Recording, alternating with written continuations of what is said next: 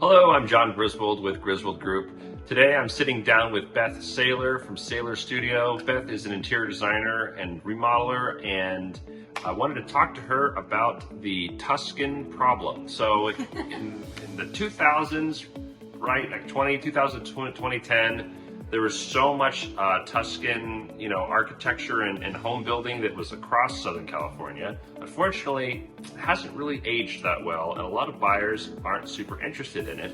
So for all of the homeowners who love Tuscan and are ready to sell that beautiful Tuscan masterpiece, how can they make it really sell and sing to the new buyer who may not be as thrilled with that style? Yeah, well, like you said, this is probably one of the most common houses that I deal with in terms of remodeling. So luckily I've honed in a few ideas that I think will help. Generally speaking, I would say if you're looking to not do a lot of large facelifting, but just little touches that'll make it look new, the closest style that I would say is modern is what I like to call Spanish modern. And that translates really well when we're working with existing Tuscan features, but it's just changing the paint, changing perhaps the lighting and a little bit of accessories, and then you've got something that was modern and new.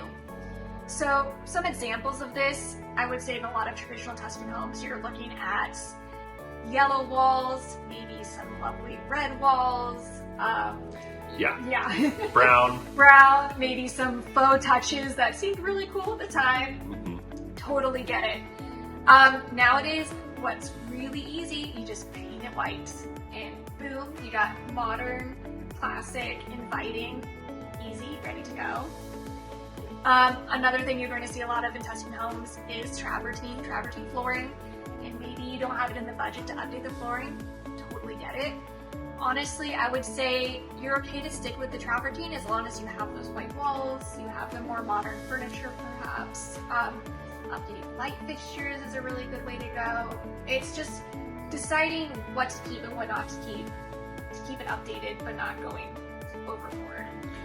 So you're just taking Tuscan and you're kind of creating a Spanish house. Yeah, exactly. Right, which is still definitely in vogue, and I feel like it's probably easier to marry like modern elements with Spanish than it is with Tuscan, right? Exactly. So when I'm talking about modern Spanish, some key features of that are going to be a pared down style that's modern, clean lines mixed with some traditional elements. So maybe a nice traditional Spanish light fixture, but a very simple, clean, modern sofa or rug. It's mixing the modern and the clean with a little bit of that old world, if that makes sense. Totally. Yeah. I think that's great, and honestly, it sounds like it doesn't need to be a really inexpensive undertaking to kind of change this up and sort of change the buyer's perception when they walk in the door. And I think this is a really great solution. Awesome. Yeah, I totally agree.